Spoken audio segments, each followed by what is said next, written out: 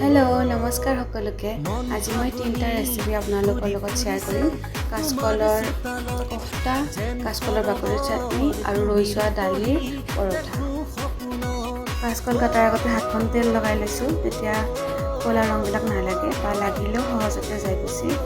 কাঁচকলখিনি বাকলি বেছিকৈ গুচোৱা নাই জাষ্ট ওপৰৰখিনি গুচাই দিছোঁ তাৰপিছত বইল কৰি কিনে এনেকৈ বাকলিখিনি এক্সট্ৰা কৰি লৈছোঁ আলু আৰু কাঁচকল বইল কৰি ল'লোঁ তাতে জিৰা নিমখ হালধি দি এনেকৈ লাডু লাডু কৰি ফ্ৰাই কৰি লৈছোঁ তাৰপিছত বিলাহী আৰু পিঁয়াজ ফ্ৰাই কৰি লৈছিলোঁ এইখিনি তেলত ফ্ৰাই কৰি ল'লোঁ গ্ৰেভিটোৰ কাৰণে তাতে নিমখ জিৰা দিলোঁ অকণ পানী দি উতলাই বন্ধ কৰি দিছোঁ তাৰপিছত কাঁচকলৰ কোফটাকেইটা দি দিছোঁ আৰু পৰঠা বনাবৰ কাৰণে আগতে ৰৈ যোৱা দালি আছিলে সেইখিনি অকণ গৰম কৰি ল'লোঁ তাতে আটা দিলোঁ অকণ ৰিফাইন তেল দিলোঁ দি কিনে আটাখিনি মাৰি লৈছোঁ আৰু পৰঠা ৰেডি হৈ গ'ল